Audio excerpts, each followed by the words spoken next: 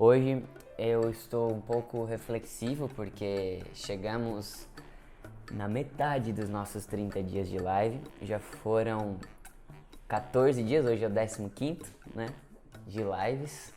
E já compartilhei bastante coisas que eu nem esperava ter compartilhado. E ainda temos mais a metade disso tudo que a gente já viveu até aqui. Então, com certeza, muitas coisas boas nos aguardarão nos próximos dias, tenho certeza. E hoje vai ser uma live diferente. Diferente? Diferente como? Porque, não sei se você já percebeu, eu estou mais introspectivo hoje. Estou um pouco menos agitado. Tô falando mais calmo do que o normal, tô falando mais devagar, né? Tô refletindo. Não sei, acordei nesse mood, acordei nessa vibe assim, mais reflexivo. Não estou mentindo, estou falando da verdade. E aí, eu ia falar sobre um negócio X, que a gente tinha pensado ontem à noite. E hoje eu acordei e não tava com muita vontade de falar aquele negócio X. E aí, faltando 15 minutos para começar essa live, o Diego falou: "Daí, o assunto vai ser aquele de ontem?" Daí eu falei: "Não sei, acho que não, ainda não sei o que vai ser." Porque, mais uma vez, trazendo pro sentimento, da consciência do sentimento, de a gente entender, será que eu tô afim mesmo de falar sobre isso hoje? Será? Enfim, não tava afim de falar sobre aquilo. Por isso que é tão legal a gente ter, né, o nosso planejamento, pensar no que a gente vai fazer, mas sentindo se é realmente isso que a gente quer fazer hoje, se a gente está afim mesmo de fazer isso. Claro que tem coisas que a gente precisa fazer, né, que são comprometimentos com outras pessoas, entregas de trabalho, prazos, isso a gente tem que respeitar, mas sempre se respeitando também, né, dando o seu melhor dentro das condições que você tem nesse momento. Eu abri hoje aqui, faltando uns 15 minutos, muito por acaso, que eu fui abrir o Google Docs para olhar algum documento aqui, alguma coisa. E aí escrevi uma palavra na busca e caí nessa carta. Que eu escrevi para meu irmão no dia 15 de maio de 2015. Faz 5 anos que eu escrevi essa carta. 4 anos e 11 meses. E ela falava o seguinte, ela começava com a seguinte mensagem: "Diego, hoje é um dia muito importante, o dia em que meu irmão desanimou. Não vou negar que durante toda a nossa trajetória tive muitos momentos em que desanimei. Até chorei embaixo do cobertor e não deixei ninguém ficar sabendo. Sozinho e com uma pergunta latejando em minha cabeça. Será que estamos no caminho certo? Embora eu seja novo, 20 anos, você conhece bem a cobrança que eu tenho comigo mesmo. Cobrança porque sempre buscamos algo que fosse grande, que nos permitisse escalar montanhas, atingir o mundo e ser bem-sucedido com isso. A ansiedade por querer tudo para ontem e não saber mais o que fazer nos deixa em certos momentos desanimados. Por incrível que pareça, são nesses momentos que penso que tudo que a gente sempre quis, conseguimos e chegou sempre na melhor hora possível. Claro que sempre pedindo para que Deus nos guiasse e Ele está nos guiando. Hoje vivemos um momento chato, não digo difícil, pois existe tanta coisa que é realmente difícil, prefiro então chamar de chato. Chato porque não temos dinheiro, essa é a realidade. Já que mesmo trabalhando com amor, ele sendo uma consequência, a gente precisa de dinheiro. Se não temos venda, certamente algo está errado. Mas eu não quero descobrir esse erro. A gente já sentiu o que a gente precisava sentir e com certeza a gente vai ter acertos muito melhores a partir de agora. Que fase que estamos vivendo, não? Será que é realmente chata ou difícil? Não vamos buscar entender o que está havendo de errado, muito menos nos frustrar por isso. Deixa pra lá, tem coisa muito melhor acontecendo. Olho para trás e me pergunto, será quantas pessoas no mundo já conseguiram chegar onde a gente está chegando? Quantas pessoas chegaram e que têm uma história como a nossa? Saímos da casa dos nossos pais sem nada, sem R$1, tudo bem que ainda continuamos sem, risos, mas olha onde já chegamos. As pessoas que temos à nossa volta para fazer o nosso negócio estourar. Tudo se encaixou, meu irmão. Foda-se. Foda-se que não tem venda agora. O fato de não ter venda influenciou muito para que descobríssemos várias coisas. Olha quantas decisões estamos tomando, quantas mudanças. Confesso que dá medo, mas o medo faz parte. O fato de arriscarmos dá um frio na barriga, mas a certeza que eu tenho dentro de mim me faz estar escrevendo essa carta para ti agora, embora eu esteja bem cansado. Olha para trás de novo e pensa na nossa reputação. Isso ninguém compra e ela é admirável. Então, se for preciso passar mais 3 ou 6 meses com dificuldades, eu nem me importo, porque o nosso caminho já está aberto. Já aprendemos tanto que deveríamos agradecer todos os dias pelos nossos erros. Tudo o que aconteceu até agora nos trouxe para esse momento certo de transformação e hoje estamos preparados para abrir asas e voar. Vamos dar tudo de nós. Vamos ter noites sem dormir, mas vamos ter uma energia sem fim. Vamos tropeçar, vai ser difícil, mas não estaremos nem um pouco desanimados. Aliás, essa palavra não pode mais existir a partir de agora, combinado? Só ânimo, e deixo aqui sua definição. Condição do espírito, alma ou espírito. Excesso de determinação diante de uma circunstância perigosa, coragem. Que diz respeito ao temperamento, inerente à índole, gênio, ânimo, pacífico. Ação de manifestar sua própria vontade ou desejo, intento, em que há força, que expressa excesso de coragem. Força, é preciso ânimo para superar as dificuldades. Termino te perguntando, você vai aceitar o fracasso? É engraçado, mas até a tua falta de ânimo saiu uma coisa boa. Te escrevi essa carta que quem sabe pode se tornar as primeiras páginas do nosso livro. Escrevi essa carta para o meu irmão em 2015, num momento difícil, da nossa vida. Estávamos bem malucos. E aquela coisa que muita gente já enfrentou, de dificuldade, seja financeiro, seja de estar com falta de foco, de querer fazer 1 milhão de coisas e não conseguir fazer nada, que fica extremamente frustrado no final do dia. E essa angústia de às vezes não saber por qual caminho, será que estou indo certo ou não. Mas uma coisa é certa, a gente nunca deixou de caminhar. Mesmo quando a gente estivesse cansado ou exausto de tudo que estava acontecendo, a gente nunca desistiu, assim. Obviamente que a gente teve vontade de desistir, muitas por sinal. E... Ai, Dani, chora! Muitas vontades de desistir já tivemos, seja por N motivos, assim.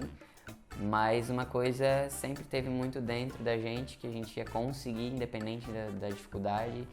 É óbvio que quando vem essa sensação de não quero mais, quero desistir, é um desejo que vem, mas que passa, porque lá no fundo tem muito certo dentro do nosso coração o que a gente quer.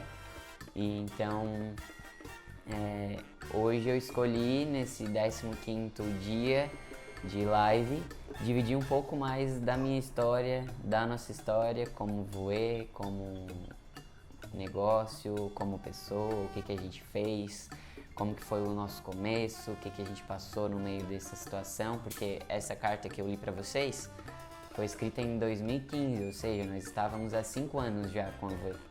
E agora estamos com 10 anos, esse ano a voê vai completar 10 anos. Então era a metade da nossa história de voê e ainda assim, mesmo depois de 5 anos, a gente estava com muitas dificuldades porque fizemos muitas coisas erradas nesse meio do caminho, mas a gente não pode olhar para o nosso erro como algo que a gente precisa se martirizar, sabe? Porque a gente errou assim. É uma escolha, como tudo na vida, a gente olha pro erro ou como uma culpa mesmo, que merda, errei, ficar se martirizando o resto da vida, ou olha o que aprendeu e segue o barco. Então a gente sempre escolheu olhar pro erro como um aprendizado e talvez por isso hoje, depois de 10 anos, eu esteja aqui tão certo do que eu tô falando e dividindo as minhas experiências, o que eu aprendi nessa história, para ajudar outros fotógrafos também a evoluírem e não passarem pelos mesmos erros que eu passei. Então, queria dividir um pouco mais, assim, disso, de coisas que ficam nos bastidores. E aí, você que tiver alguma pergunta, pode mandando aí, que estamos com a nossa equipe a postos para perguntar. Tudo começou em Na verdade, se o Diego entrar na história, o Diego tinha site de balada, ele fazia... é uma longa história, né? O Diego tava num negócio de marketing multinível, uma famosa pirâmide, e ele começou a ganhar um dinheirinho ali naquele negócio, depois essa empresa acabou dando um golpe nele, e ele tinha uma câmera que ele tinha vendido, ele resgatou essa câmera nesse momento, porque ele falou, o que eu sei fazer? Eu sei fazer foto de balada. Daí a empresa que ele estava trabalhando começou a dar o golpe, ele começou a ficar sem dinheiro e falou, preciso trabalhar. Aí ele resgatou essa câmera que ele já tinha vendido há um tempo e falou, vou voltar a fazer foto de balada. E aí ele tinha um site, fazia fotos de balada, assim, que é nas festas, fotografava a galera, colocava no site, e aí a galera pegava essas fotos no dia seguinte no site. E pega aquela pastinha da nossa história. Ele vai pegar algumas coisas pra eu mostrar pra vocês conforme eu conto. E aí ele fazia essas fotos, ele tinha essa câmera então, que era uma... Qual era nessa época? Era uma Sony H9. E aí eu já... Nem sei se existe mais essa câmera, mas eu já pegava essa câmera quando ela tava em casa sem ser utilizada, e eu ficava fotografando as coisas na minha casa, assim. Tipo, ficava brincando com ela e, sei lá, um gato que passava no quintal eu fotografava, uma lesma na parede eu fotografava, essas coisas assim, sabe? Eu sempre gostei. E nas festas de família, assim, a minha tia tinha uma filmadora daquelas bem grande, né? Que botava o olho aqui, e aí eu sempre pegava, gostava de ficar filmando também, sabe? Eu sempre gostei, assim, dessa coisa de ter uma câmera, de ficar olhando pela câmera. Eu lembro, a primeira câmera que o Diego comprou foi uma antes da Sony H9, que era uma Genius G-Shot, sei lá, uma bem pequenininha, ruim. Tipo, aquelas câmeras digital mesmo que todo mundo tinha assim, só que a dele era, tipo, muito ruim, muito ruim. E aí eu lembro quando ele colocou um cabo HDMI, não sei, né? Acho que era, né? O cabo HDMI e a imagem começou a aparecer na TV. Aquilo pra gente foi tipo, cara, como assim a imagem da câmera tá aparecendo em tempo real na TV? Como isso pode acontecer? Isso era 2004, 2005. Aí eu tô contando pra vocês os meus primeiros contatos com a câmera, assim, né?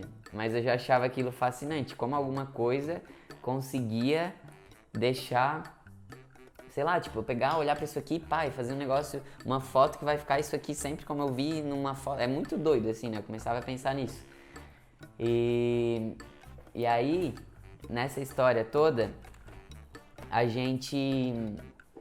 eu peguei essa câmera dele um dia, assim, em 2014, era Natal, a gente tava no Natal em família, e a minha prima falou, eu queria fazer umas fotos do meu filho, e umas fotos dele na praia, eu e ele, tu faz? E eu já levava a câmera nesses eventos, então eu tava sempre fotografando, né, tipo na família, assim. Daí eu falei, faço? Isso era dia 25 de dezembro de 2009. E aí eu falei, faço essas fotos. Aí combinamos pro dia seguinte, a gente ia estar na casa da avó na praia. E aí fomos pra beira da praia, cobrei R$35 pra fazer essas fotos, olha só. Empreendedor já nesse momento, cobrei da prima R$35. Fui lá, fiz as fotos.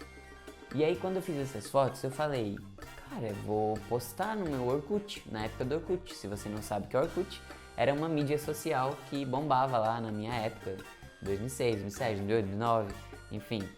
Eu postei essas fotos em 2009, final do ano, porque eu fiz essas fotos da minha prima com o filho dela, fui pra casa, botei lá um contrastezinho, coloquei um logotipo, empreendedor, Bruno Darós Fotografia, e aí postei essas fotos no Orkut. Aí quando eu postei no Orkut, começou tipo uns comentários assim, que legal, que lindos, não sei o quê. Tipo, os amigos, assim, parente, comentando, né? Tipo, uma amiga da prima veio e comentou, uma vizinha veio e comentou. Daí, daqui a pouco, fiz de uma outra prima, e aí postei de novo e começou mais uns comentários legais, assim. Daqui a pouco veio uma vizinha e falou, eu queria fazer umas fotos contigo. E eu, caramba, como assim? Quero fazer umas fotos contigo. E agora, o que eu tenho que fazer? Né? Tipo, eu tava fazendo só das primas, das pessoas que eu conhecia, mas já cobrava ali um 20 pila, um 30 reais, sabe? Já tinha ali um negócio rolando. E aí eu assim, ok, vamos fazer essas fotos. E aí comecei a mandar os meus primeiros orçamentos, que era assim, a gente tem guardado. Ó, pra vocês verem, aqui, foi um dos meus primeiros, não, esse aqui já tava mais evoluído, porque o valor já tava mais alto. Tá dando pra ver?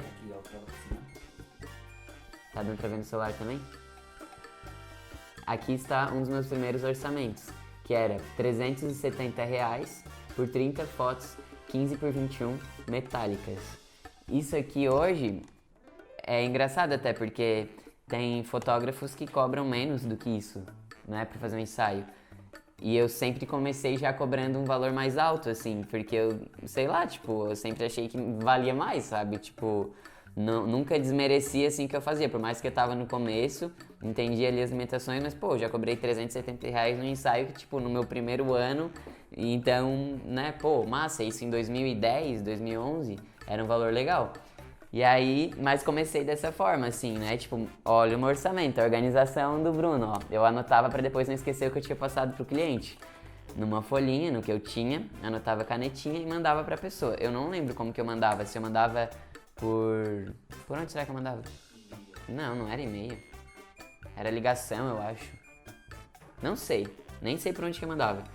E aí comecei a fazer essas fotos e comecei a ter dinheiro entrando, porque esse ensaio eu fechei de R$370. E daí o que eu fazia? Eu organizava uns envelopes, tipo, botava o nome da cliente, botava o valor que ela ia pagar no envelope, quando que ela ia pagar, e ia aí botando dinheirinho dentro desse envelope. Já tinha essa organização desde o começo. Então, você, fotógrafo que está começando, não é desculpa não se organizar financeiramente. Você pode fazer uma organização do seu jeito, mas se organiza. Tá entrando dinheiro? Tá saindo dinheiro? Você precisa ter esse controle do que está acontecendo.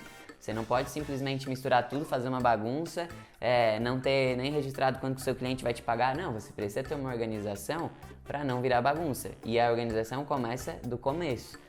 Não é porque você está fazendo um trabalho por mês que você não vai organizar. Não, já começa, é até mais fácil, ó, só tem um trabalho para se organizar. Não precisa ter o software mais caro de finanças, você pode organizar numa planilha, pode organizar num Word, pode organizar como você quiser nesse começo, mas não deixa de organizar. E isso eu sempre fiz, só que chegou um momento onde eu precisava dessa parte mais burocrática, precisava fazer contrato, porque eu também já entendia que eu preciso ter uma organização desse negócio, saber o que eu combinei com aquela cliente. Se aquela cliente falar que depois eu não foi isso que eu combinei com ela, preciso de um contrato. E eu começava a falar com o Diego, que já era mais velho que eu, tem 7 anos a mais, só que, embora, né, todo mundo ache hoje que nós somos gêmeos, naquela época eu era bem mais novo que ele, ou seja, eu tinha 14 anos, 15 anos, ele já tinha 22. Então ele já era muito experiente, né, perto de mim. E aí ele começou a fazer esses contratos, começou a organizar as planilhas de finanças, né? O que estava entrando, o que estava saindo, até chegar o momento onde ele começou a me levar nos ensaios. Então, ele era meu motorista, ele era toda a parte mais burocrática, não tinha carteira de motorista, então ele tinha que dirigir o carro para me levar no ensaio. Até que uma vez a gente combinou de fazer um ensaio, era na nossa cidade, e era tipo 8 da manhã, um negócio assim. E ele chegou de ressaca de uma balada no dia seguinte e não foi. Eu tentei acordar ele, batia nele e ele falou, não vou. E tipo, tava com a cliente esperando. Ou seja, botei a minha mochilinha, peguei o rebatedor e fui caminhando pro ensaio, sozinho. Pensa, que dó desse menino. Sem chegar do serviço? Não, chegou bebaço, tava tipo... comprometimento zero com o sócio. Que nem era sócio ainda, era tipo, tava me ajudando. Por isso que ele nem fez questão de, te vira. E era esse ensaio, inclusive, de R$370 que eu fui fazer, da Julinha. Sério? Aham. E aí fiz esse ensaio, fui a pé, virou pra ti. Voltou já? Aí fui fazer esse ensaio a pé, ficou animal, já ficou tipo muito melhor do que os outros. E era muito legal porque eu já ia vendo a evolução assim nesse começo, né? E enfim, o Diego começou a me ajudar até chegar num momento onde a gente se olhou e falou: estamos trabalhando muito juntos, isso não é só Bruno Darós Fotografia, isso é algo a mais, vamos criar uma empresa. E aí, o Diego já tinha sempre de ter ideia, olhou para o nome, pensou numa coisa. Ele estava naquele momento lá, que ele estava naquela empresa de marketing multinível, estava falindo, o que ele ia fazer, ele já estava pensando num novo negócio, ele já tinha pensado num nome, Voe, que era para fazer uma revista, ele queria fazer uma revista chamada Voe. Na região que a gente morava é um polo muito forte de moda, de confecção, ele queria fazer tipo uma Vogue assim. E eu já tinha as revistas do site de balada. Porque ele já fazia essas revistas aqui, ó, do site de balada dele. Cadê? Tipo, essas revistas aqui ele fazia, que era tipo Loadiando o nome do site dele. depois virou mais mix, enfim, uma história que se a gente contar ó, mas olha como era limpo, ó, visual bem legal, né? E aí... E aí ele falou, vou fazer uma revista, que é o que eu sei fazer também, só que de moda, ou vou me inspirar na Vogue. E aí começou a digitar nomes no Google de palavras positivas, ele tava já naquela, começando a lei do segredo, já tava começando a estudar essas coisas, pensamento, o que a gente pensa atrai. Então assim, ele já tava nessa vibes, e aí começou a buscar nomes no Google em francês, em inglês, em outras línguas e palavras positivas. Aí ele colocou visão, e surgiu voer em francês. Que não se fala voer, se fala vu, né? A gente não sabe falar francês, mas ele deixou esse nome lá guardado, Revista Voer, para quando precisasse um dia, teria lá esse nome. E aí quando a gente começou a discutir que nome poderia ser a nossa empresa, porque já não era mais Bruno da Rosa Fotografia, ele estava trabalhando comigo, a gente falou, não, ele falou, cara, tem aquele nome lá, o Voer, Revista Voer. Daí eu falei, se for Voer Fotografia? Aí tipo, ficou um nome muito bonito, assim, a gente gostou de cara, daí a gente falou, é isso, Voer Fotografia. Aí começamos a fazer o site, cartãozinho de visita, daí a gente criou um vídeo, Bruno Darós Fotografia, agora é Voer Fotografia, que tem no YouTube. Depois vou até mandar no canal do Telegram, se você tá acompanhando lá. Se não tá acompanhando ainda, tem um link na minha bio do Insta. Eu vou compartilhar esse vídeo lá com vocês, tá? Mostrando essa transformação de Bruno Darós Fotografia para Voer Fotografia. E aí, começamos ali, eu tava no ensino médio nesse momento, eu tava estudando ainda.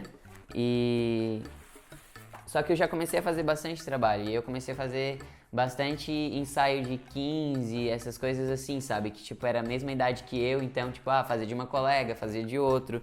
Aí começou a vir um pedido ou outro de casamento. Esses dias eu falei pra vocês, num post do meu Instagram, ou até numa live também, que a gente fez, a gente foi convidado a fazer um casamento como segundos fotógrafos. Foi o primeiro casamento que eu fiz. Aqui tem uma foto também, ó, nessa revista, porque... Aqui com 1 ou 2 anos de voer, a gente saiu teve uma reportagem aqui, ó, na revista Fotos e Imagens, eu não sei se existe ainda essa revista. Irmãos investem em ideia maluca e comemoram o sucesso de voer fotografia, ó. Que eu mandava pros lugares, eu mandava tipo a nossa história contando assim pras pessoas. E ó, aqui tá tudo que eu falei, ó. O jeito foi resgatar o equipamento, foi parar nas mãos do irmão caçula. Bruno fez fotos de uma prima, postou no Orkut e ganhou elogios. Resumo da ópera. Houve uma procura, a rede social não deu conta da demanda, as encomendas ultrapassaram o circuito familiar e os dois decidiram que era hora de elaborar um site. E aí foi quando começou a surgir a Voer. E aí, nessa história toda, eu sempre fui muito ansioso, né? Desde a época do colégio, eu sempre tive muita cobrança de querer fazer tudo perfeito, de entregar muito melhor do que os outros. Já tinha essa coisa da comparação de preciso ser aprovado pela classe inteira, preciso receber uma aprovação da professora. E isso era uma coisa que me deixava muito ansioso, assim. Eu sempre fui muito preocupado com isso. E eu tinha várias crises de ansiedade nessa época de colégio, assim, tanto que chegou um momento onde eu já estava trabalhando bastante e eu não conseguia mais ir pro colégio, tipo, eu chegava na sala de aula, começava a tremer, começava a me dar falta de ar, começava a me dar umas crises de pânico, assim, já naquela época. E tive que lidar com isso, faltei muitas aulas, muitas mesmo, tinha semanas que eu não ia a semana inteira, tipo, chegou no 3º ano do ensino médio, as pessoas já sabiam que o Bruno faltava mais do que ia. Mas a gente estava tendo um acompanhamento no colégio também, a psicóloga do colégio estava me atendendo, porque realmente era uma coisa tão precoce assim, que tipo, eu não tive momento de falar, o que eu vou fazer quando crescer, ou o que eu vou fazer de faculdade quando eu terminar o meu terceirão. Enquanto os meus colegas estavam todos pensando isso, eu já estava trabalhando, eu já estava tendo negócio, eu já estava atendendo cliente, já estava, sabe... Já estava num outro ritmo dos meus colegas. Isso me deixava muito ansioso. Mas depois que eu me formei, eu dei graças a Deus, consegui, né, no final de tudo passar, porque além de tudo eu era um aluno exemplar. Por mais que eu faltasse, eu fazia todas as coisas que tinha que fazer. E passou essa fase, assim, mas depois disso, eu e o Diego, a gente sempre desejou fotografar coisas maiores, assim, não ficar dependendo só da nossa cidade, que era uma cidade do interior de Santa Catarina, de 20 mil habitantes, um pouco mais de 20 mil habitantes. E querendo ou não, a gente queria, crescer, a gente queria expandir, a gente queria que mais pessoas reconhecessem nosso trabalho. Eu queria ser um fotógrafo reconhecido, eu queria ser bem sucedido, eu queria ter clientes que eu olhava assim na internet e falava, meu Deus, quero fotografar esse tipo de gente, quero fotografar esse tipo de casamento, esse tipo de evento, sabe? Já tinha isso. E eu sendo extremamente realista, sabia que na minha cidade não era possível fazer aquilo. Porque, querendo ou não, tem um limite ali, né, de poder aquisitivo, de pessoas. E eu sempre quis algo mais, eu e o Diego juntos, a gente sempre visualizava esse negócio crescendo, sabe? E desejando muito forte. Então é muito importante que o fotógrafo entenda que, desde o começo, ele precisa, se for uma vontade, claro, pensar grande, sabe? Eu acho que pensar grande, pensar pequeno dá o mesmo trabalho, então por que não desejar que, pô, seu trabalho seja reconhecido por muita gente? Por que não desejar que você possa cobrar bem, que você tenha clientes massa, que você viaje, que você seja visto pelo seu trabalho, sabe? Então a gente sempre desejou isso muito forte, a gente desejou isso de verdade, a gente não desejava da boca pra fora, não, a gente visualizava, a gente colocava coisas na nossa parede, a gente fechava o nosso olho, a gente mentalizava aquelas coisas. Tanto que uma das coisas que a gente precisava, depois que a gente definiu o nome Voe, era uma câmera melhor. E a gente colocou uma meta, que essa câmera chegaria até dia tal, e isso eu tinha lá uns meus 15 anos, e chegou nesse dia, a câmera não chegou. A gente tinha colocado essa meta por toda a casa, até quando sentava no vaso, assim, na frente, na parede, tinha câmera, uma foto da câmera, que era uma Nikon D90, que a gente queria na época, e até que dia que ela ia chegar. E não chegou essa câmera no dia. Por quê? A gente estava muito só visualizando, desejando, correndo atrás, no pensamento, e não estava tendo nenhuma ação para que isso acontecesse. Não estava tendo uma organização, não estava tendo, nossa câmera precisa chegar até dia tal, quanto que a gente precisa de dinheiro? A gente não estava fazendo nada disso. A câmera só estava ali, na parede, e a gente desejando, o que é muito importante, mas também precisa de uma ação. Também precisa desse correr atrás, né? Não é algo, eu até falei isso numa live também, Deus vai nos abençoar, o universo, o que você acredita, mas a gente precisa estar caminhando, a gente precisa estar, né? O caminho se faz caminhando. Então a gente tava só desejando e não tava correndo atrás. E aí chegou nesse dia, a câmera não chegou, eu comecei a chorar, entrei em desespero, falei, meu Deus, e agora? Eu imaginava que, sei lá, abrir o teto, a câmera ia cair, mas não aconteceu. Ou ia chegar o Luciano Huck na nossa porta, ia bater e falar, câmera, parabéns, você está no quadro, a sua câmera. A sua câmera chegou. Mas não aconteceu. E aí eu comecei a chorar, fiquei muito triste com aquela situação. Mas o Diego já lia um livro na época, qual era o livro, Diego? Do Lair Ribeiro? Sucesso não corre por acaso. Ele falou, cara, eu tô lendo esse livro que diz que a meta não precisa ser exatamente no dia que tu vai conquistar, mas o importante é que a gente não desista dela e continue correndo atrás. E aí isso foi confortando, assim, e o meu pai, vendo aquele desespero, não tinha como ajudar a gente na época para comprar uma câmera, e também nem tinha cartão de crédito disponível pra gente poder comprar uma câmera, um valor mais alto, assim, né? E aí ele queria ajudar de alguma forma, então a gente sempre teve o apoio dos nossos pais, esse amor, esse correr atrás, assim, eles sempre pegaram junto com a gente, sabe? E isso foi muito bom.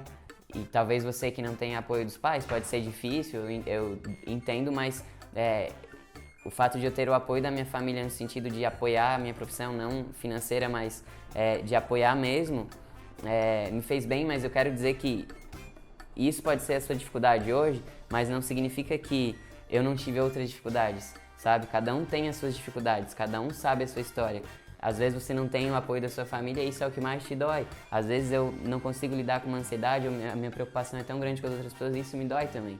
Então a minha dor não é diferente da tua, não é maior ou melhor que a tua. É cada um com a sua dor porque cada um tem a sua história, cada um sabe a cruz que carrega, então assim, dificuldade todo mundo tem, é como a gente lida com elas e como a gente passa por elas. E sempre tem jeito pra tudo. A família tá tanto apoio, tá até na live da audiência. Ó, viu? Dona Nete tá aí, dando apoio. Depois que termina a live, ela vai lá e manda mensagem. Ah, muito bom a live. Só que o Diego podia ter aparecido, né? Porque ela quer o quê? Os dois aqui falando.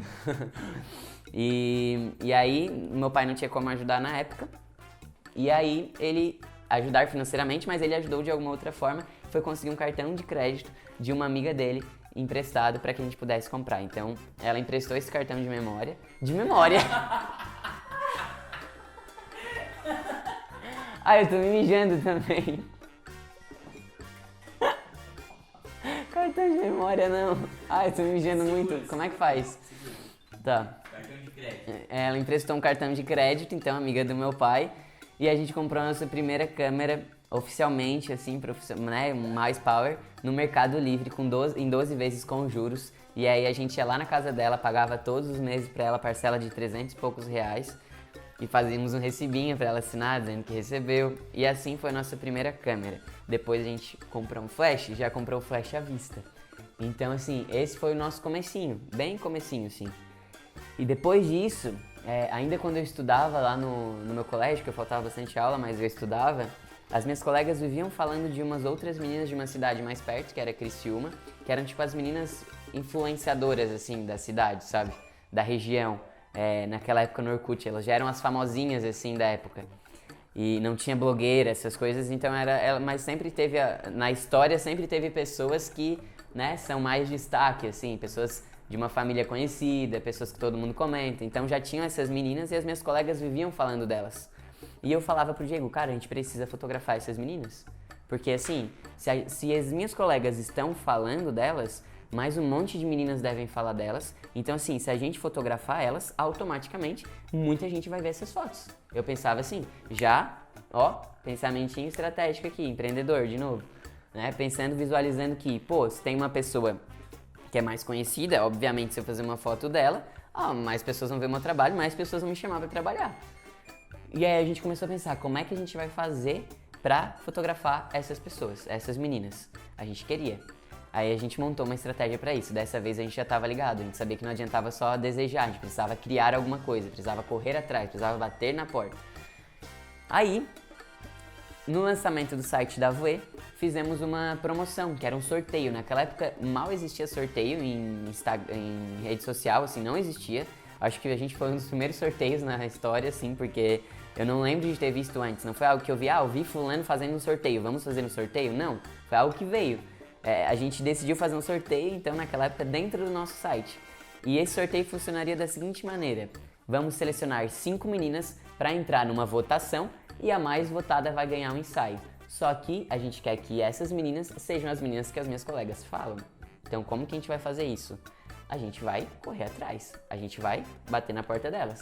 Como que eu vou bater na porta delas? Eu vou mandar um depoimento no Orkut, na época, que era, se você usava o Orkut você sabe o que é, senão eu vou explicar. A gente tinha a opção de mandar ou um scrap, que era tipo um recado, tipo uma mensagem pública, né, tipo numa caixa de mensagens, assim, enfim, comentários, ou a gente mandava um depoimento, que o depoimento era um negócio que ficava fixado no perfil da pessoa e era onde a gente falava assim, te amo, tô no topo, sou o teu melhor amigo, e aí tipo ia o depoimento pro topo, tipo, era conquista pelo topo, te considero pacas, deixava um depoimento pra aquela pessoa e aquele depoimento ficava tipo como no perfil da pessoa pra comprovar se a pessoa era legal ou não, né, ou quem era a melhor amiga da pessoa. E a pessoa aceitava ou não esse depoimento. Os comentários não, tu publicava e ia pra lá, mas os depoimentos a pessoa tinha que aceitar pra aparecer no perfil. E aí tinha um negócio que, quando tu queria mandar uma mensagem privada, tipo um direct no Instagram, tu mandava um depoimento e escrevia assim antes, recusa ou depô, ou seja, é uma mensagem privada. Então eu mandei pra várias meninas dessas que as minhas colegas falavam, recusa ou depô, e falando, oi, sou um fotógrafo, vou fazer um sorteio, estou convidando algumas pessoas para participar. Para você se inscrever, você precisa enviar uma foto, o seu nome, sua cidade, para o e-mail tal. Porque a gente ia escolher pela cidade, pela foto, pelo nome ali, quem era. Estratégicos já, né? Aí, mandei pra várias dessas meninas. E o que aconteceu? 2 se inscreveram. Ou seja, obviamente, essas 2 fizeram parte das 5 que entraram em votação no nosso site. E aí tinha uma da nossa cidade, uma da cidade vizinha, essas 2 meninas e uma outra de uma outra cidade ali perto. Colocamos a promoção no ar, o sorteio no ar, no nosso site, lançamento do site da Voe Fotografia. A votação aberta e a gente pensou, cara, vamos colocar o número de votos embaixo, sim ou não? Porque vai que dá 3 votos pra uma, 2 votos pra outra, vai ficar feio pra nossa cara, né? Tipo, nossa, pouquinha gente interagindo. Mas a gente falou, quer saber? Foda-se, vamos colocar mesmo. E aí colocamos. Colocamos ali o número de votos e aí começou a votação. No primeiro dia já tinha 2.000 votos pra uma, 2.000 e poucos pra outra. Começou uma brigaçada. E as 2 que estavam disputando mais eram as 2 meninas que eu queria, as da outra cidade, as populares. E aí nós, caramba, tipo, elas estão se matando e tipo, gente ligando, dizendo que tava dando pra reiniciar o modem e votar de novo. Enfim, foi a maior confusão, como todo sorteio, já era uma confusão. E aí, o que aconteceu? As 2 populares, as 2 público-alvo, entraram numa briga. Tipo, muitos votos, ou seja, elas já eram populares mesmo, então elas começaram a trazer muita gente pro site. E aí, como deu toda essa confusão, a gente falou, quer saber? Elas estavam muito na frente das outras, E a gente falou, quer saber? Vamos ser gente boa então, né? Vamos ser os heróis dessa situação e vamos dar um ensaio para as duas. Que era algo que a gente queria, porque, pô, duas meninas dessas vão ganhar nosso ensaio, muita gente vai ver o nosso trabalho. E aí fizemos esse ensaio de cada uma dessas meninas, que elas moravam em Criciúma, que era uma cidade de 70 quilômetros da onde eu morava, mais ou menos. E aí fizemos esses ensaios dessas meninas. E aí o que começou a acontecer? O que a gente já planejava. Muitas meninas começaram a ver o nosso trabalho e a gente começou a ser chamado para fazer ensaios em Criciúma. E a gente começou nessa, todo dia indo para Criciúma. E aí já começou a aumentar o nosso valor. E a gente começou direto a ir para Criciúma, com muita frequência. Tinha semanas que a gente ia 3, 4 vezes para Criciúma. Tinha dias que a gente ia 2 vezes no mesmo dia para fazer reunião com o cliente, para fotografar. Começou essa loucura, a gente começou a fazer muito ensaio de 15, de meninas, assim. E aí chegou um momento onde a gente já estava cansado de ter que ir para Criciúma. A gente falou, quer saber? Vamos ter que mudar de cidade. Vamos para Criciúma, tá dando certo lá, vamos jogar para Criciúma. Fomos para Criciúma, fomos morar em Criciúma. E aí em Criciúma a gente começou também a fazer os primeiros casamentos. Mas que a gente começou a fazer, o primeiro casamento que a gente fez em Criciúma foi de uma mãe de uma menina de 15. Então assim, já veio desse público do 15 anos, a gente começou a fazer um trabalho diferente com esses ensaios. E aí surgiu um primeiro casamento. Aí fizemos esse primeiro casamento, que também era de uma pessoa mais conhecida na cidade. E aí começamos a fazer vários outros casamentos ali em Criciúma, na região. Só que, depois que a gente chegou em Criciúma, que a gente foi morar em Criciúma, a gente ficou pensando, cara, a gente pode mais ainda, a gente quer mais, a gente não quer ficar só aqui. Mas antes eu vou fazer uma pausa e vou falar alguns aprendizados para os fotógrafos até esse momento. Primeiro, percebam que sempre existiu um desejo. Sempre existiu um correr atrás, para quando a gente realizava de fato, quando a gente conquistava alguma coisa, por exemplo, essa ideia de fotografar essas meninas, existiu um desejo, mas existiu também um correr atrás. A gente não recebe nada, nenhum cliente bate na nossa porta sem a gente estar fazendo nada. Nenhum fotógrafo é reconhecido como o fotógrafo X, Power, Pica das galáxias, sem ele ter feito algo. É muito importante que você tenha clareza do que você quer, que você deseje isso de verdade, que isso seja um desejo muito forte no seu coração, mas também que você corra atrás. Não é só coisa bonitinha, fofinha, maravilhosa, estou pensando, vou atrair. Isso ajuda muito, mas é 50%. O outro 50% vai depender de você correr atrás, de você ir à luta. Sozinho, parado, em casa, sem falar com ninguém, não vai dar. Você vai ficar aí na mesma sempre. Então assim, independente do tamanho do seu sonho, independente se você quer ser o fotógrafo da sua cidade, ou se você quer ser o fotógrafo do Brasil, ou se você quer ser o fotógrafo do mundo, você vai precisar de outras pessoas te ajudando, você vai precisar bater na porta das pessoas, você vai precisar ouvir não, você vai ter que lidar com tudo isso, porque é a história de qualquer pessoa que conseguiu alguma coisa. Não é só você que tem uma dificuldade, não é só você que, tá difícil agora pra mim, não consigo, então eu vou desistir. Não, todas as pessoas que chegaram lá tiveram um momento difícil, tiveram alguma coisa ruim no meio do caminho. E não significa que, o que eu passei, o que ele passou não é nem perto do que eu tô passando. Não, você não sabe a minha história, entendeu? Você não sabe o meu sentimento. Não tem como comparar a dificuldade. A tua dificuldade é uma e só tu sabe, porque é tua história, só tu tem a tua dor, só tu tem teus traumas, só tu tem tuas ansiedades. Da mesma forma que só eu tenho. Então assim, não fica se comparando com isso também, entende? Pega a tua história, assume como tua força e constrói a tua história a partir daí. Foi o que a gente sempre fez. E aí, seguindo. Pergunta. O que aconteceu para pensar em desistir? A Larissa perguntou. Larissa, você é a mais comentada dessas lives. O que aconteceu para desistir? Então, não sei se estava no começo da live, mas eu li uma carta, depois eu te sugiro assistir o começo da live. Mas várias coisas.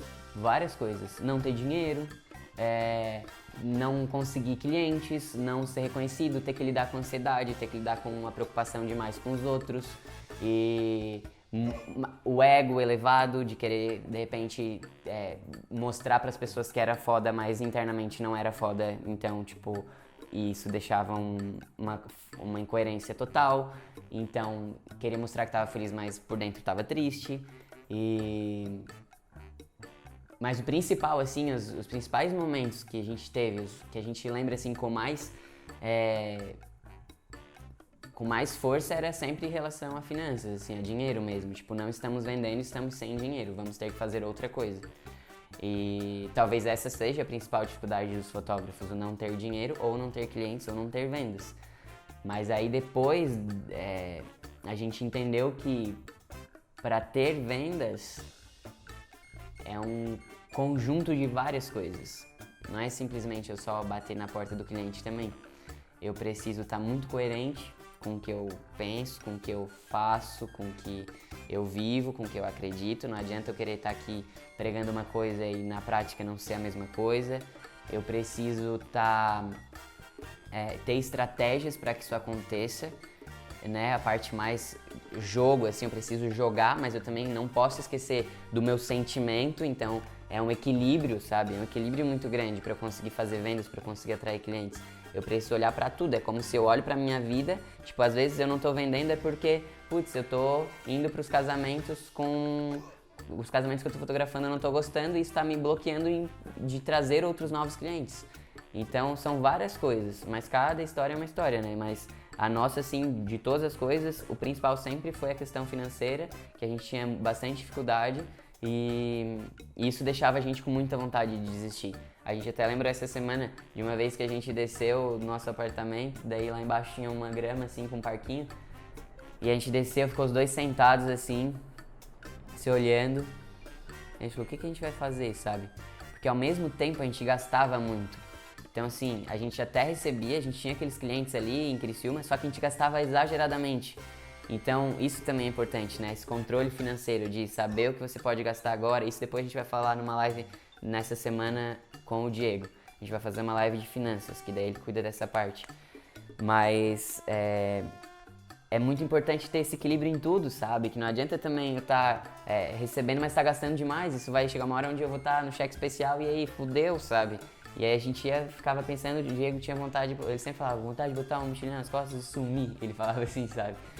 Mas depois a gente foi entendendo tudo isso, foi mudando uma coisinha de cada vez, sabe? Não é do dia pra noite também, né? Principalmente a gente que errava muito, a gente fazia muitas escolhas erradas.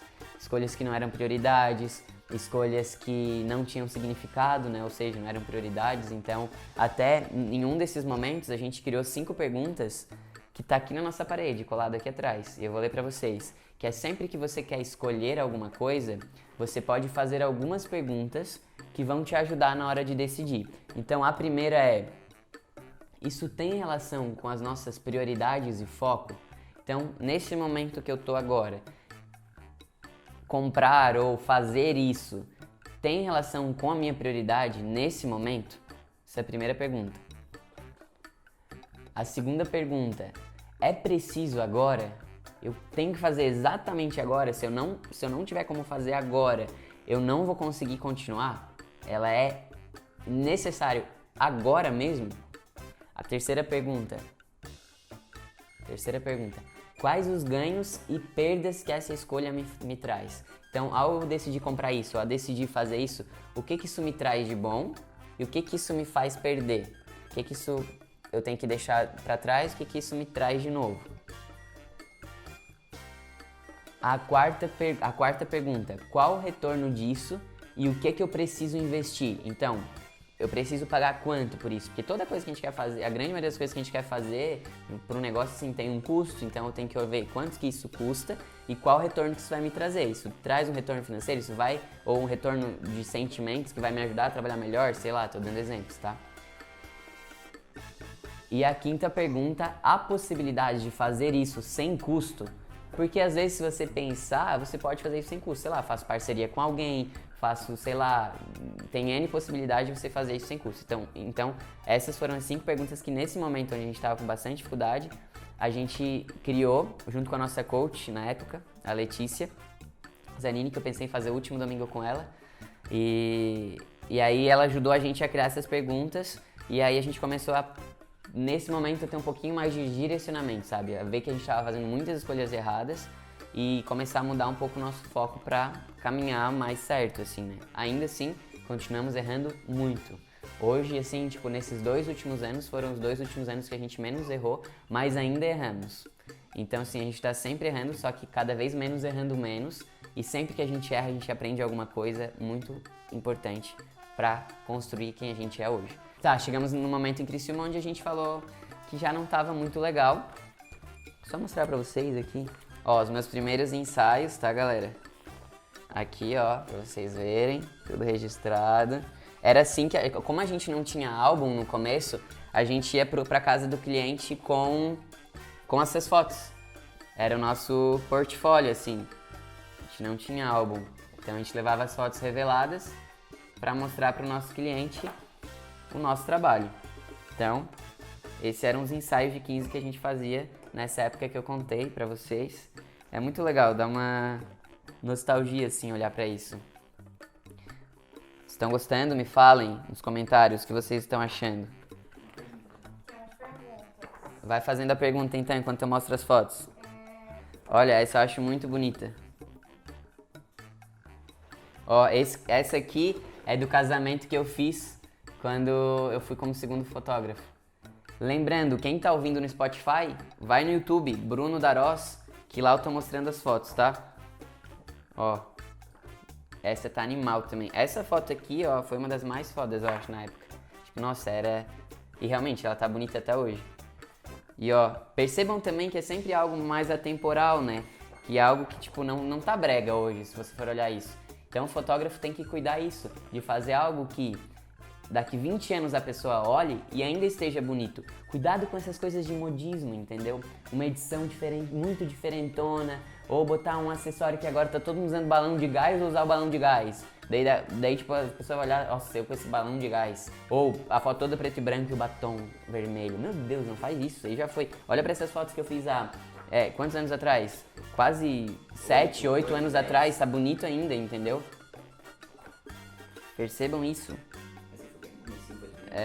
Aqui é do aquele casamento também, ó, que eu fui como Opa! Aqui foi do casamento também, que eu fui como segundo fotógrafo. Então pode mandar a pergunta. Você percebe que o mercado fotográfico é mais valorizado aqui na região de Criciúma ou em outros estados? Foi a Amanda, acho que é a Amanda.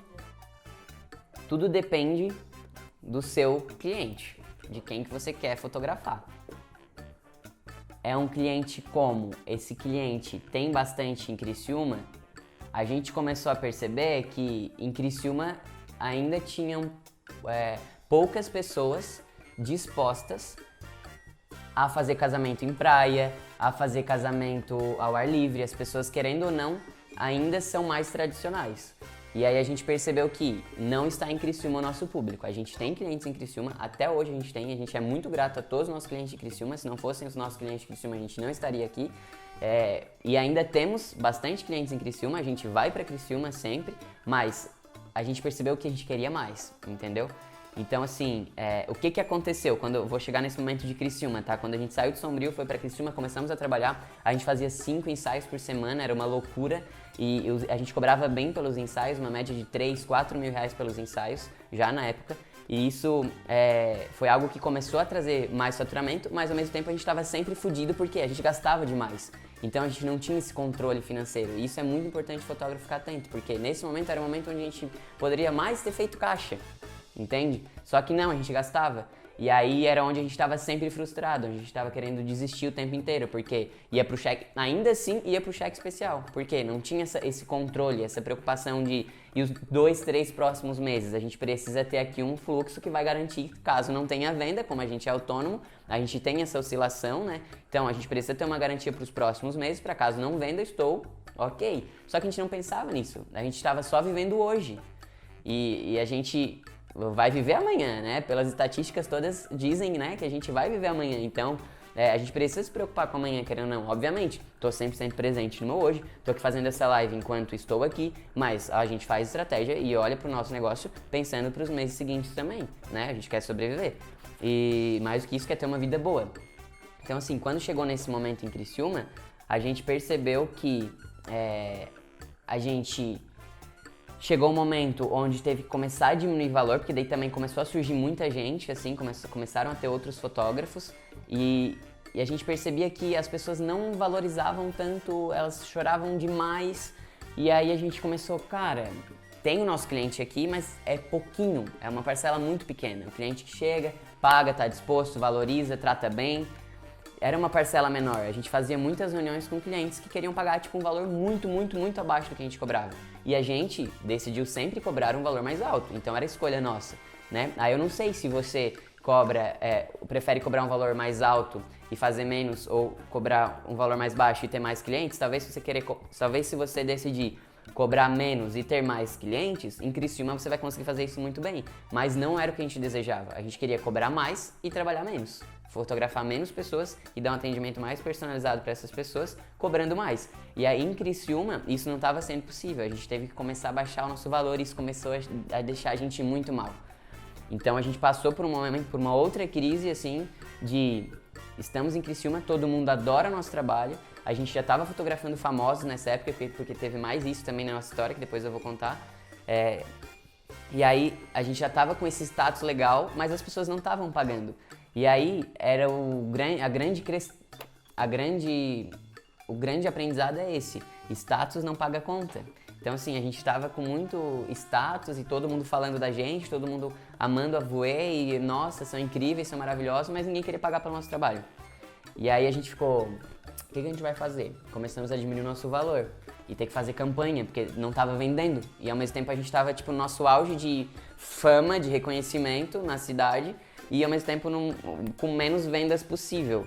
E aí a gente vai ter que baixar o valor, vai ter que começar a parar de ir pra São Paulo, pra esses eventos famosos, começar a ter que diminuir isso, porque tá assustando as pessoas. Tipo, como a gente começou a fotografar esses famosos em São Paulo, que depois eu conto, a gente respondia um pedido de orçamento e a pessoa falava, meu Deus, eu não acredito, vocês me responderam, como assim? É óbvio que eu respondi, a pessoa me pediu um orçamento, só que começou a criar essa ideia de inacessível e ao mesmo tempo as pessoas não queriam pagar. E a gente começou a ter que diminuir o nosso valor e isso começou a deixar a gente muito mal.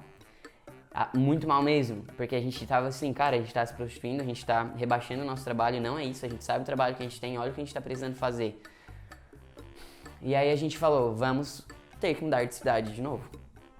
E aí a gente já tinha pessoas que a gente conhecia em São Paulo, a gente já tinha feito um primeiro casamento em São Paulo, que eu vou contar agora, e aí nesse momento a gente falou, cara, vamos nos jogar pra São Paulo, que a gente já sabia que em São Paulo tinha um mercado muito maior, pessoas, enfim, aqui, né, não preciso nem falar, mas existem milhões de pessoas ricas, milhões de pessoas que te valorizam, milhões de pessoas que não te valorizam também, então assim, tem gente pra tudo, sabe? E aí foi quando a gente decidiu vir pra São Paulo, mas antes, volta um pouquinho, que eu queria falar sobre esse lance dos famosos e ter vindo pra São Paulo. A gente desejava também fotografar pessoas famosas, assim como a gente fotografou essas meninas populares em Criciúma, a gente queria vir fotografar pessoas conhecidas nacionalmente, porque a gente pensava, eu quero ser reconhecido nacionalmente, eu quero que o Brasil me conheça, eu quero que o Brasil conheça a Voe. E a gente escreveu isso numa frase. A gente falou, o Brasil vai conhecer a Voe até 2020. Foi isso, eu acho, a frase que a gente escreveu o negócio. Não lembro se a data era essa, mas a gente escreveu, o Brasil vai conhecer a Voe.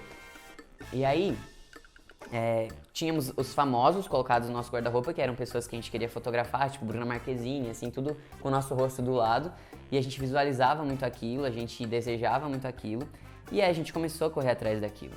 Só que é tão legal observar isso que, mesmo quando a oportunidade, mesmo quando você acha que não tá correndo atrás, tudo virou oportunidade. Por quê? Fomos para um evento em Balneário Camboriú, eu contei isso na live 2, eu acho, ou 3, na live 3.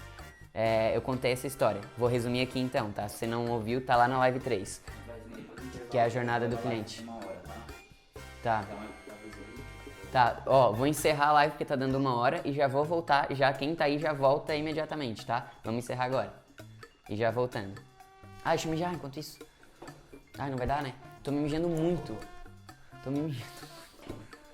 Nossa, tá muito. Então voltamos. Então tínhamos os famosos lá no nosso guarda-roupa, a gente desejava e, como eu falei, tudo na nossa volta começa a virar oportunidade. Fomos para um evento em Balneário Camboriú, fotografar esse evento, era um workshop de noivas. E aí tinha uma chefe de cozinha que morava em São Paulo, bem conhecida inclusive. E aí ela ia casar daqui 3 meses, começamos a conversar com ela, a gente falou, nossa, a gente queria muito mostrar o nosso trabalho para São Paulo.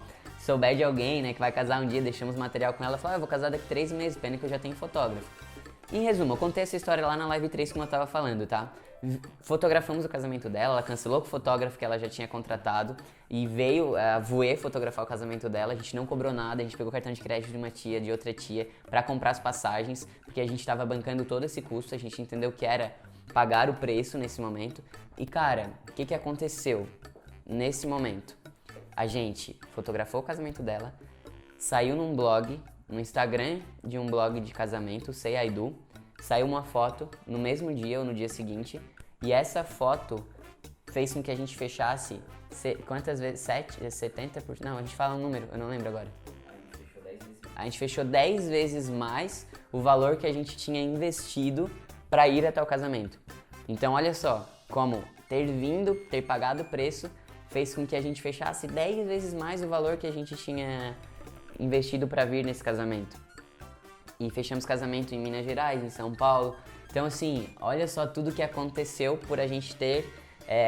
Eu poderia muito bem não ter falado com essa chefe de cozinha. Eu poderia muito bem ter ficado quietinho, só que a gente tem que entender que ninguém cresce sozinho, a gente precisa das outras pessoas.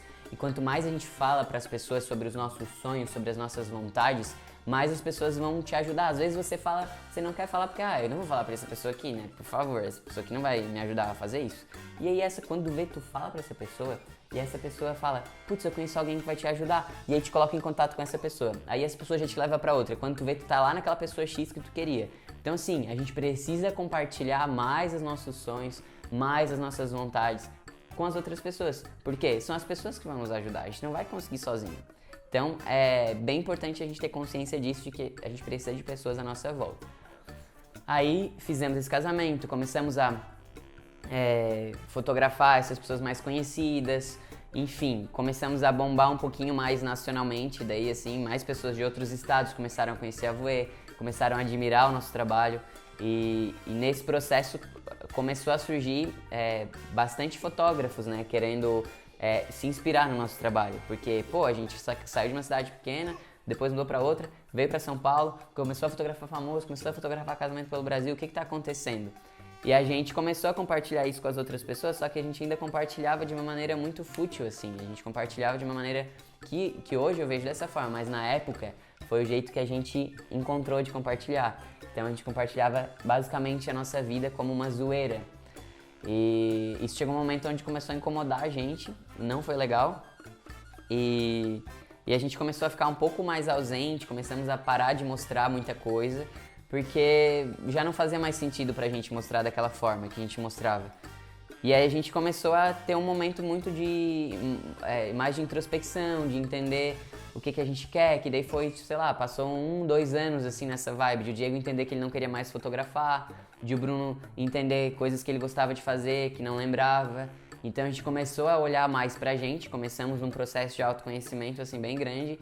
E a partir desse ano e do meio do ano passado pra cá foi quando tudo mudou, assim.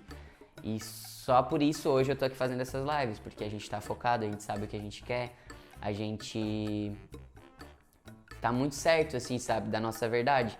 E pra isso precisou 8 anos errando, precisou 8 anos crescendo o negócio, mas sempre frustrado, sempre com aquela coisa, putz, tô sendo só mais um, eu tô sendo um merda, eu não tô sendo reconhecido o suficiente, eu não tô com dinheiro, sabe? Que todos aqueles pensamentos que a grande maioria dos fotógrafos tem, eu tive durante 8 anos da minha carreira.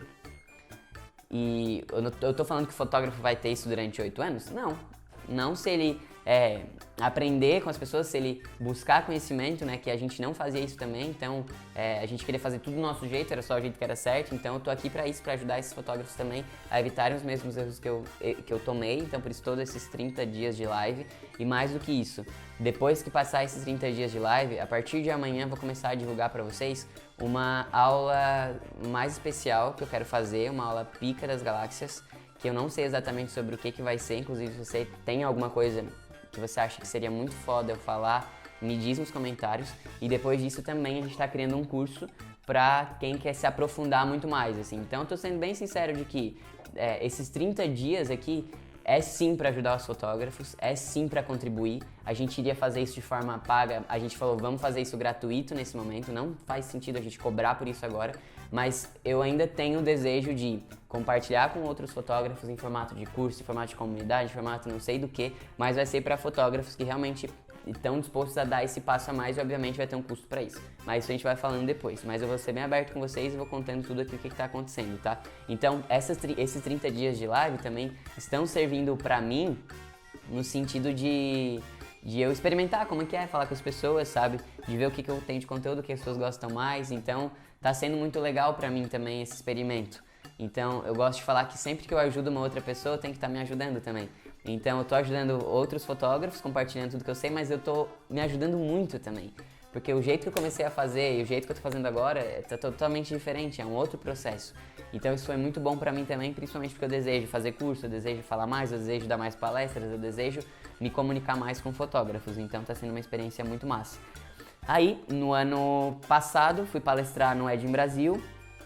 Já contei essa história inúmeras vezes. Inclusive, em alguma live eu já falei ou não? Não lembro se eu falei em alguma live. Em específico, acho que não. Mas tô falando aqui nessa live, então, o que aconteceu, tá? Que daí agora a gente começa a chegar nesse meus 2 últimos anos. Comecei a entrar numa bad vibes, de que eu não tava feliz com a Voe, não queria mais fotografar. Isso foi no começo do ano passado. Tava com clientes que eu gostava, tava cobrando bem pelo meu trabalho, tava numa cidade massa, mas tava faltando alguma coisa, eu não tava me encontrando. Sabe, eu queria ter uma experiência diferente, eu queria falar sobre alguma coisa diferente, eu queria, sei lá, queria outra coisa. E pensando que desde os meus 15 anos eu não escolhi ser fotógrafo e eu fui levado assim, né, eu fui indo nesse caminho, eu cheguei num momento onde eu falei, quero alguma coisa diferente, sabe, eu tô meio cansado assim. E tipo, uma vergonha, assim, de dizer que era fotógrafo de casamento, eu tinha muito isso, assim, eu escrevi um post sobre isso também no Instagram, porque eu vivi muito tempo com isso, de ter vergonha de dizer que eu sou fotógrafo de casamento, porque o mercado de fotografia de casamento é muito cafona, é muito brega, é muito palha, é muito tosco, tá ligado? Então, assim, eu ia falar pra uma pessoa que era fotógrafo de casamento, eu imaginava aquela pessoa visualizando que eu tava fazendo foto de noivos cruzando a taça, assim, tipo, rindo forçado, sabe? Então, assim, fiquei com muita vergonha de dizer que eu era fotógrafo de casamento por muito tempo. Só esse ano que eu realmente entendi que, pô, eu faço um trabalho massa, eu sei o trabalho que eu faço, por que então que eu não posso ser o cara responsável por trazer outros fotógrafos, ajudar outros fotógrafos a construir uma fotografia de acordo com o que eu penso?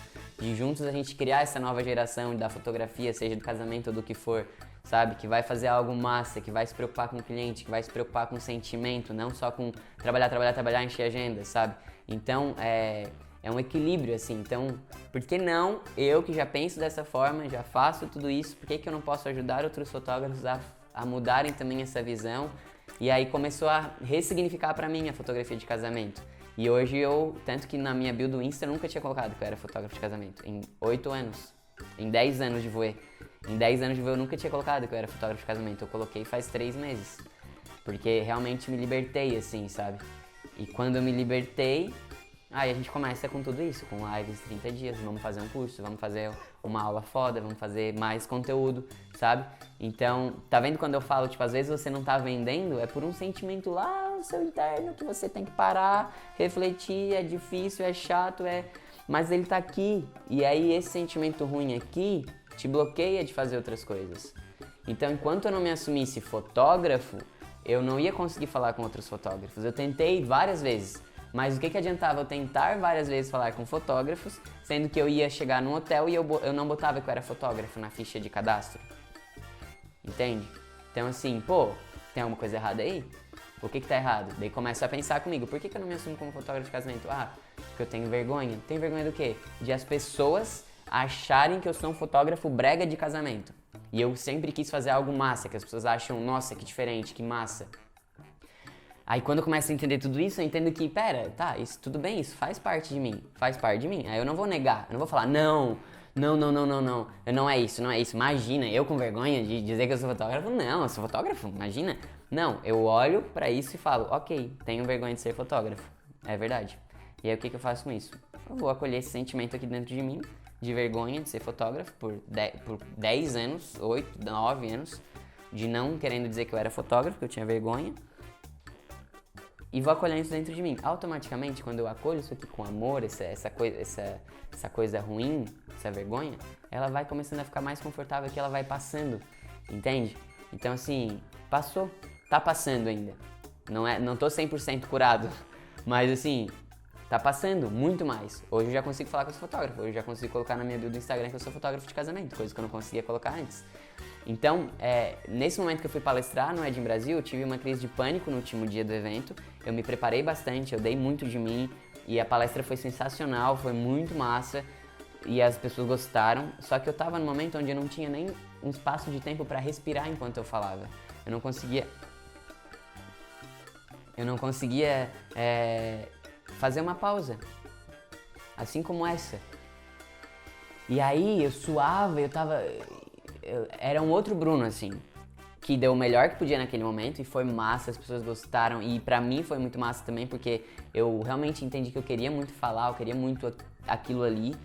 Só que chegou no último dia, quando a gente subiu no palco, os palestrantes, a gente olhou lá pra baixo, eu vi todos aqueles fotógrafos, eu lembrei do meu desejo de palestrar no Edin Brasil quando eu fui a primeira vez em 2012, eu tava palestrando em 2019, eu olhei pra baixo e eu não senti nada, assim, eu fiquei, cara, que isso, sabe? Tipo, não tô sentindo nada, o que tá acontecendo?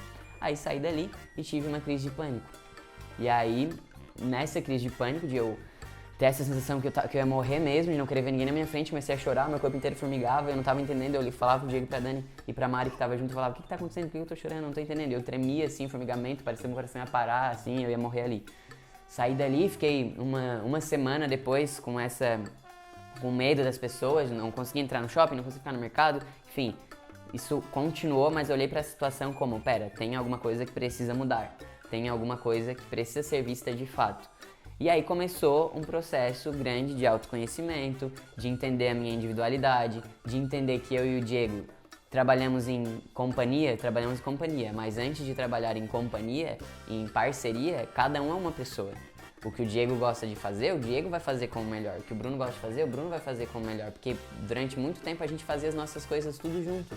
Então assim, ele ia fazer o financeiro e ficava do lado. Eu ia gravar um stories, ele aparecia do lado. Ele nem queria aparecer no stories, ele odiava aparecer no stories. Mas ele tava aqui porque eu tava. Então assim, tinha coisas erradas que a gente precisava mudar, entender essa individualidade, o que cada um faz melhor, o que cada um, qual é o sentimento que cada um tem em relação a isso e começar a desenvolver o que cada um tem de melhor mesmo. E aí nesse momento a gente entendeu que o Diego era muito melhor na parte de bastidores e o Bruno era muito melhor na parte de estar aqui na frente da câmera falando. E não tem problema, cada um vai ser bom em alguma coisa. O que você é bom? O que você faz de melhor? Você não precisa ser bom em tudo. Você não precisa ser o melhor, você não precisa ser, não precisa ser bom em tudo. Você pode ser bom em algumas coisas e ter outras pessoas te ajudando a fazer outras coisas. Mas, enquanto você não consegue ter essas outras pessoas, você vai trabalhar, dando o seu melhor, fazendo o que você não gosta enquanto é preciso, a ponto de ter dinheiro suficiente para contratar outras pessoas, para ter outras pessoas te ajudando. Então, hoje a gente tem 5 pessoas que trabalham na Voe, mais a Duda, eu fiz a live com ela ontem, que ajuda, que ela é freela, assim, e faz alguns textos pra gente também. Então, ao todo são 6 pessoas fazendo a Voe. Começou comigo, individual, começou com o Diego individual. Ele no site de balada, eu como Bruno Darós Fotografia. Começamos como individuais, sozinhos, até que a gente resolveu, vamos nos unir. Aí depois chegou a Dani, né, Dani? Namorada do Diego, que hoje trabalha na Voe. Depois chegou Yasmin e o Alan, nossa equipe de vídeo, que ajuda a gente diariamente também. E depois depois chegou a Duda. Então assim, que a Duda ajuda a gente nessa parte de textos que eu falei. Então são 6 pessoas, que começou com uma e com uma. E então é importante a gente entender mais uma vez que a gente não consegue fazer tudo sozinho. Na minha opinião, tá? Não consegue. Eu fazer tudo o que eu quero hoje, na velocidade que eu quero, na qualidade que eu quero, eu não consigo fazer sozinho. Aí pode ser que você consiga fazer tudo sozinho se o seu desejo é menor. Eu não preciso fazer tudo isso, eu não preciso ter tantos clientes, eu não preciso fazer um trabalho com tanta qualidade, eu não preciso pensar no meu marketing, no meu conteúdo com tanta profundidade. Então tudo bem, você vai conseguir fazer tudo sozinho. Mas se você deseja fazer um negócio grande, com qualidade, com rapidez, com agilidade, você vai precisar de mais pessoas. Porque senão você não vai ter vida. E é importante você ter vida também. É importante você parar pra fazer um exercício, é importante você parar pra respirar, pra se alimentar, pra Então, é importante ter esse equilíbrio, que foi algo que eu aprendi nesse momento depois da minha crise do Edge em Brasil. Eu aprendi que o fotógrafo, ele precisa entender de uma vez por todas que ele não é só fotógrafo, ele tem uma vida também. Então ele precisa cuidar dessa vida e ter um equilíbrio em tudo que ele faz. Porque ele não vai conseguir ir para um trabalho bem se ele tá exausto, se ele tá cansado, se ele tá desequilibrado. Então assim, eu entendi que eu preciso cuidar da minha saúde, eu preciso cuidar da minha mente, do meu psicológico, eu preciso cuidar do meu espírito, da minha espiritualidade, do que você acreditar, eu preciso cuidar dos relacionamentos, eu preciso cuidar de tudo, entendeu? Do trabalho, e é tudo um equilíbrio, eu só vou fazer tudo bem quando tudo isso aqui estiver em harmonia, entende? Então, nesse momento eu entendi tudo isso e comecei a mudar vários hábitos, inclusive comecei a perder peso. Ontem até postei uma foto no meu stories de 10 meses atrás. É irreconhecível, eu perdi já quase 19 quilos. Então, foi algo natural, assim. E hoje, quando eu olho para uma foto daquela, eu vejo, nossa, como tinha coisas, sabe, que precisava tirar, não só de físico, mas também de... Não só de físico, mas também de comportamento mesmo, assim, sabe? E aí mudei vários hábitos. Hoje, entendo muito mais qual é o meu papel. Tô com a minha vida muito mais equilibrada, por isso que eu falo tudo isso aqui que eu tô falando pra vocês com muita certeza, com muita segurança, porque eu acho que a vida é um aprendizado diário, assim, e a gente pode aprender todos os dias se a gente quer e se a gente tá consciente do que a gente tá sentindo. Por exemplo, aprendi coisas nesse mês, nesses 15 dias. No primeiro dia, no segundo e no terceiro dia de live, eu estava extremamente preocupado com o ego, com quantidade de visualização, e tinha pouquinha gente assistindo e eu estava mal. Então eu tive que entender que, ok, Bruno, você realmente se preocupa com os outros, né? Desde quando você lá no colégio você já era preocupado com o que os outros pensavam. É verdade. E aí coloco aqui. E aí falo, ok, isso faz parte de mim. Do que eu olhar pra isso aqui e falar, que merda, por que que eu fico preocupado com as pessoas? Que bosta. E sempre que eu vou ligar live, eu vou já ligar nessa, eu não posso preocupar com as pessoas, não posso me preocupar com as pessoas, não posso me preocupar com as pessoas. Aí, tipo, eu vou fazer live e começa a ficar tudo cagado, entendeu? Não, tipo assim, eu sei que eu realmente me preocupo. Isso faz parte de mim, eu me preocupar com a quantidade das pessoas. Só que quando eu olho pra isso aqui e boto aqui com mais calma, com mais amor, isso aqui vai ficar aqui, quando vê tá passando, já passou, eu já nem me importo se tem uma pessoa aqui assistindo, eu tô gravando esse conteúdo, tô aprendendo pra mim, tô deixando esse conteúdo no YouTube, no Spotify, tô criando a base do meu conteúdo e tô semeando, que foi uma live que eu assisti ontem do Thiago Nigro, que ele tá fazendo uma live de 21 dias de live também, e ele falou muito sobre semear. A gente, nesse momento eu considero que eu tô semeando, né? Quanto tempo que ele falou que leva o milho? 90 dias, né? Para o milho nascer, né? Então, tô há 15 dias. Então, assim, tô construindo uma base, tô colocando a aguinha na semente, sabe? Tá começando. E não é porque eu tenho 10 anos de fotografia que tem vários fotógrafos que se inspiram no meu trabalho, que esses vários fotógrafos não tá aqui, que eles sabem que o conteúdo tá sendo feito, ou que tá chegando neles por algoritmo, ou por vontade, ou pelo que for. Não necessariamente todos esses fotógrafos que me inspiram, que se inspiram em mim, sabem que isso está acontecendo. Mas eles vão saber conforme eu faço. Então, é o tempo. Hoje, quem tá aqui? Tem quantas pessoas? 7. Tem 7 pessoas aqui. Gravem, alguém printa. Por favor, alguém que tá aqui, printa. Alguém de vocês, printa, tá? Só peço isso. Printa isso. Darós Diego. A Isanete Darós. Minha mãe. Que é a mãe. A Larissa Pedrosa, que é a Rexona. Sim, que tá sempre. Sara Nádia PS. Tá. Cleo Cabeleireira. Tá. Fernando Fotografia. Tá. E o Eduardo Leão Foto. Tá. Desses daí tem 4 fotógrafos, é isso?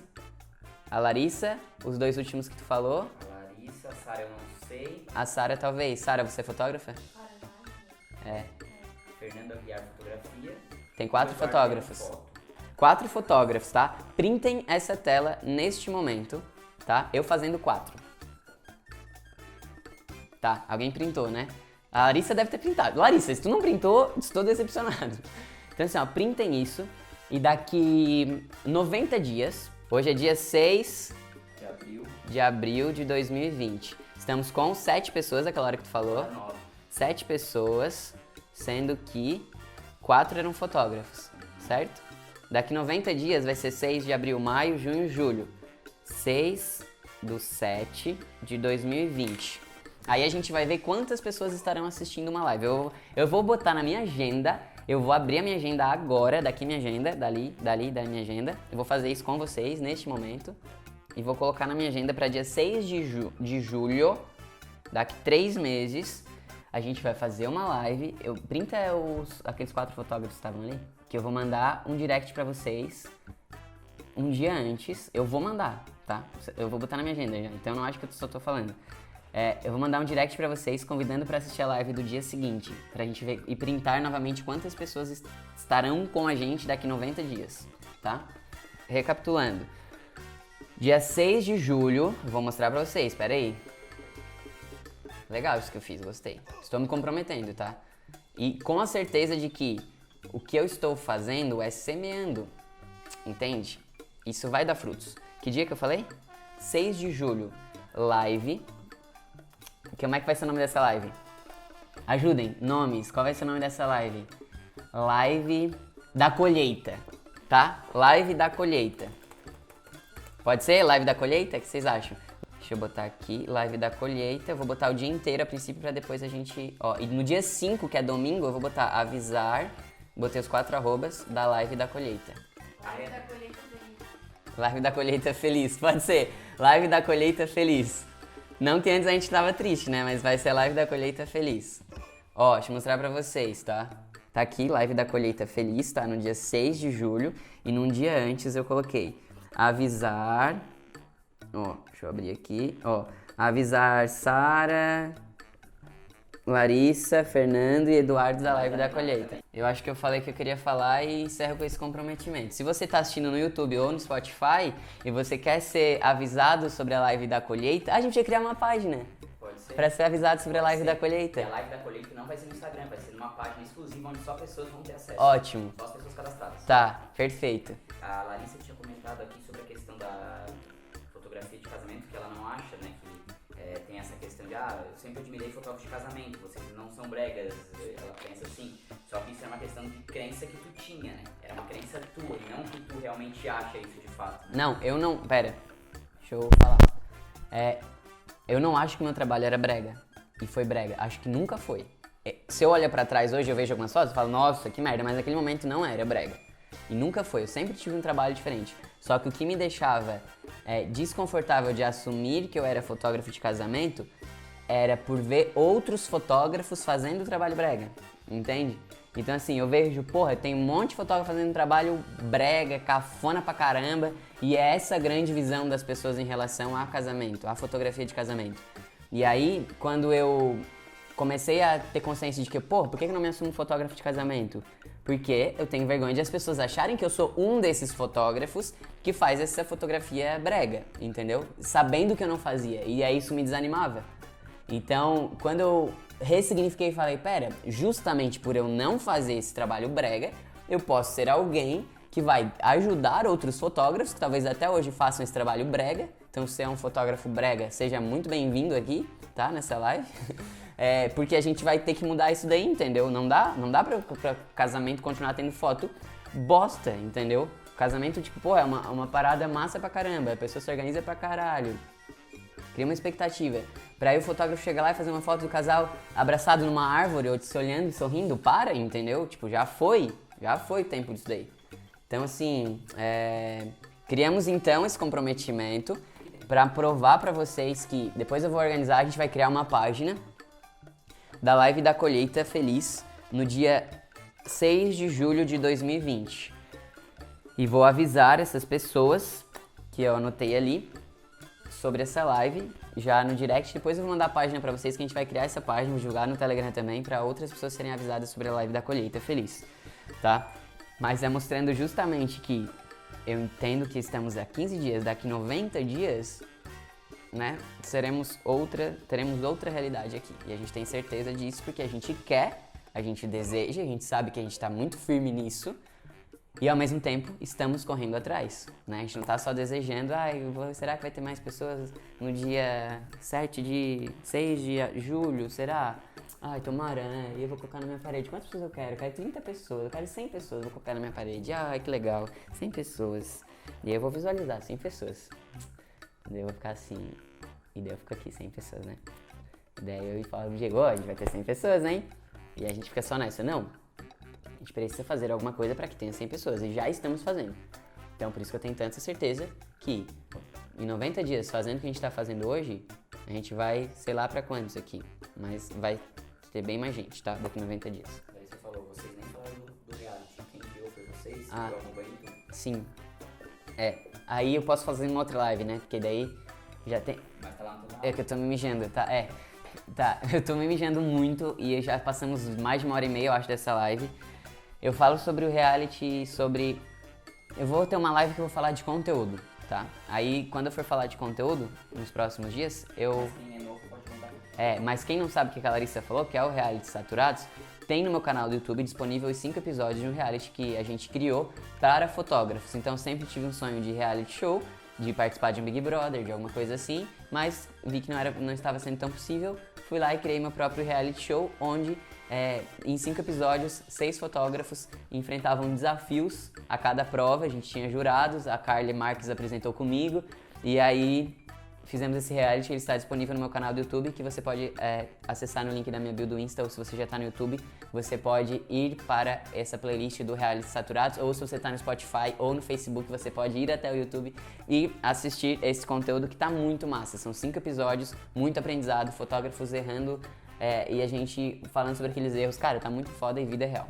Obrigado vocês que ficaram aqui nessa live. Principalmente essas pessoas que vão ser avisadas sobre a live da Colheita Feliz no dia 6 de julho de 2020. Voltamos com mais informações em breve. Eu vou mandar depois o link no canal do Telegram, da live da Colheita Feliz. E, enfim, vou mandando todas as informações por lá também. Dourado. Dourado tá presente em todas as lives. Às vezes chega um pouquinho atrasado, mas também, né, não vamos martirizar a pessoa que chega atrasada. Ele deve estar vendo no YouTube igual a Larissa, que ontem foi lá e deixou vários comentários. Vocês também podem ir lá deixar comentário, que isso me fortalece, tá? É isso então, gente. Obrigado, tamo junto. Tenha uma ótima semana. Me mandem direct depois sobre o que vocês estão achando desses 30 dias de live, até agora esses 15 dias. Eu vou ficar bem feliz de saber o que vocês acharam dessa live de hoje, do conteúdo que a gente está fazendo, como que está ajudando de alguma forma. Então, é isso. Tamo junto, encerrando aqui agora. Tenha uma ótima semana. Eu vou correndo pro banheiro que eu tô me mijando desde o começo dessa live. Pode tirar o microfone, né? Tchau. É sério, eu tô me mijando muito.